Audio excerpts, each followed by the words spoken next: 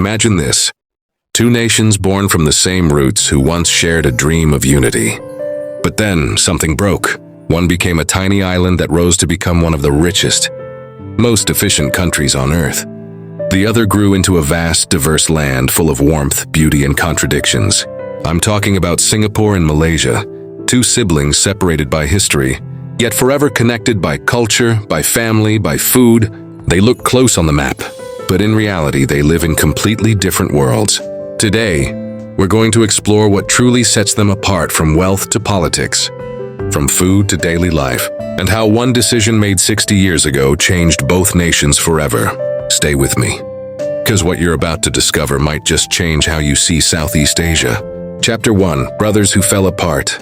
To understand how Singapore and Malaysia became so different, we have to rewind to the early 1960s, a time when both nations still believed they were stronger together.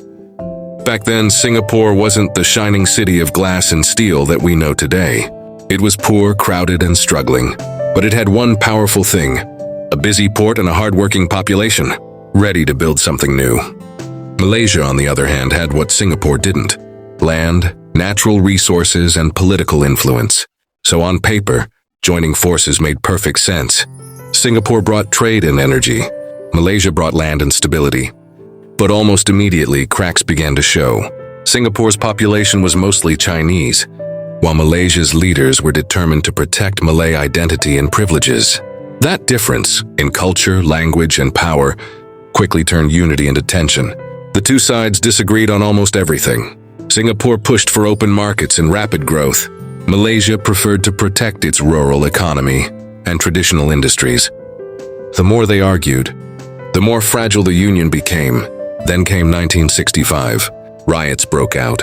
Politics reached a deadlock, and what happened next shocked the world. Malaysia's parliament voted to expel Singapore. Imagine that. A country being forced into independence. At the time, everyone thought Singapore was finished. No oil, no farmland, no natural resources. Even its water had to come from Malaysia. Meanwhile, Malaysia seemed ready to thrive. It had rubber, tin, palm oil, and a young population. It was the one with the real advantages, at least on paper. But history had other plans. While Malaysia relied on its land and resources, Singapore turned inward, building its strength on people, discipline, and long-term vision. Under the leadership of Lee Kuan Yew, the small island reinvented itself, from a struggling port to a global hub of trade, finance, and technology. Malaysia grew too, but not at the same speed. Its progress was steady yet uneven, and the gap between the two began to widen. Chapter 2: Size and Geography. Look at a map, and the first thing you'll notice is scale. Singapore, a tiny island, barely a dot on the globe. You can drive across it in under an hour. Every block, every park, every inch of land planned with precision. Because in Singapore, space is gold. Now look North Malaysia. It's 450 times larger. From bustling Kuala Lumpur to the jungles of Borneo, it's a country of contrasts, cities, beaches, and rainforests all in one. This difference in size shaped everything. Singapore became a city of focus, efficient, vertical, and dense. Malaysia became a land of abundance, wide, diverse, and full of possibilities. One built strength through control, the other through variety. Two neighbors, two worlds. One compact and futuristic, the other vast and deeply alive. Chapter 3: The Economy, Two Different Games. When Singapore and Malaysia split in 1965, the odds looked clear. Malaysia had land, minerals, and oil. Singapore had nothing: no farms, no resources, not even its own water. But that nothing became its greatest strength. With no resources to fall back on, Singapore built its future from ideas. It opened its doors to foreign talent, global companies, and innovation. Factories turned into financial towers. Ships became data centers. Today, this small island manages 1/5 of the world's trade and attracts thousands of global firms. Malaysia grew too, through palm oil, gas, and manufacturing. But while Malaysia expanded in size, Singapore expanded in value. Two nations started equal. Now Singapore's GDP per person is nearly 5 times higher, because one relied on what it could extract, the other on what it could create. Chapter 4: Society and Lifestyle, Two Realities, One Region. Singapore and Malaysia share history, language, and even family ties. But step across the border, and life feels completely different. In Singapore, everything runs like clockwork. Trains arrive on time. Streets are spotless. Rules are strict, but so is the efficiency. It's a city built on discipline and design. Across the causeway, Malaysia moves at a different rhythm. Life feels slower, more spontaneous. The food is richer, the people warmer, the rules a little looser. Singapore trades freedom for order. Malaysia trades order for comfort. And both come with a price. In Singapore, the cost of living is among the highest in Asia. But salaries are high. Infrastructure is world-class and safety is unmatched. In Malaysia, things are cheaper: housing, food, even education. But public systems often struggle to keep up, and inequality runs deeper. Two nations side by side, shaped by the same roots yet living in two completely different versions of modern life. Chapter 5. Culture and Identity. Singapore and Malaysia share the same roots: Malay, Chinese, Indian, and countless others.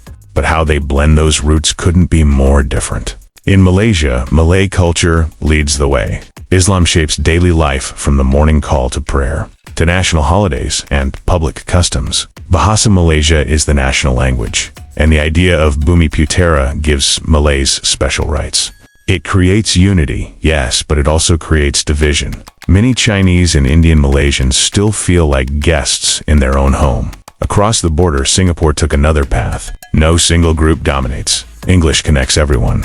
Malay, Mandarin, and Tamil stand side by side. Walk its streets and you'll see temples beside mosques, churches beside shrines, all living in harmony. Singapore celebrates every culture equally. From Deepa Valay to Chinese New Year to Hari Raya. It feels like a small, global village where diversity isn't just accepted, it's the norm. So while Malaysia holds tight to tradition, Singapore built a global identity. One rooted in heritage, the other reaching for the world. Chapter 6. Food. If there's one thing Singaporeans and Malaysians will never agree on, it's food. Both nations are obsessed with it, and both claim to do it better. In Malaysia, food is a way of life. The streets are alive with the smell of charcoal and spice. Hawkers flip roti on roadside stalls. Families gather around plastic tables, and recipes are passed down like family secrets. It's bold, messy, full of heart. The kind of food that feels like home. In Singapore, food took on a different form, still rooted in the same traditions, but elevated, organized, perfected. The city's hawker centers are national treasures, clean, efficient, and world famous. Some stalls even earned Michelin stars. The dishes might be the same: laksa, satay, chicken rice. But the experience isn't. Malaysia's food is raw and soulful. Singapore's is polished and precise. In the end, there's no winner, because every bite tells the same story. Two nations, one flavor, shared through time. Chapter 7. Lifestyle and cost of living. Cross the border, and life instantly feels different. In Singapore, everything moves fast. The trains, the people, the rhythm of the city. It's a place built on rules, order, and precision. Safety is unmatched. You can walk at midnight without fear, but perfection comes at a price. Singapore is one of the most expensive cities in the world. A car can cost as much as a home. Rent is sky high. Even simple meals add up quickly. Now step into Malaysia, and the pace slows down. Life feels warmer, more spacious, more human. Homes are bigger, food is cheaper, and you don't need to be rich to live well. But there's a trade-off. Services aren't always as reliable. Rules are looser, and systems move slower. Singapore gives you structure, speed, and efficiency at a cost. Malaysia gives you comfort, space, and time at the cost of structure. Chapter 8. Education and Innovation. In Singapore, education isn't just a system, it's a national obsession. From the moment children start school, competition becomes part of life. Every exam, every grade, every internship, it all matters. The country trains its people like an elite team preparing for a global game. And it works. Singapore's students consistently rank among the world's best in math and science. Its universities attract top minds from every corner of Asia. But this intensity comes with pressure. Many young people struggle with burnout, and creativity sometimes takes a back seat to performance. Meanwhile, in Malaysia, education is more relaxed, more diverse, but less uniform. You'll find brilliant students and world-class researchers, but also underfunded schools and uneven quality. The system gives freedom, but not always the structure to compete globally. It's the difference between training for excellence and learning for experience. One builds world-class professionals, the other builds world-ready people. Chapter 9, Economy and the Future. The story of Singapore and Malaysia is now entering a new phase. Singapore's economy, once driven by trade and manufacturing, is shifting toward high-value innovation, AI, biotech, green finance. It's betting on brains, not brawn. Malaysia, on the other hand, is focusing on inclusivity and balance, building industries that create jobs for everyone, not just the highly skilled. It has land, resources, and room to grow, things Singapore can only dream of. But the challenge is clear. Singapore must stay innovative to survive. Malaysia must reform to compete. Both countries stand at a crossroads, one fighting to stay ahead, the other fighting to catch up. And maybe that's the beauty of it. Two very different nations, born from the same past, now shaping two very different futures. Conclusion of the bundle. In the end, Singapore and Malaysia are like two sides of the same coin. Different systems, different speeds, but the same heartbeat. They share history, language, and family ties that no border can erase. Every weekend, thousands cross the causeway for work, for food, for love. And in that small act, the old connection quietly lives on. Singapore became the symbol of precision, Malaysia, the soul of diversity. And maybe that's how they complete each other. Because while one shows what discipline can achieve, the other reminds us what humanity feels like. Two nations, one story, still unfinished.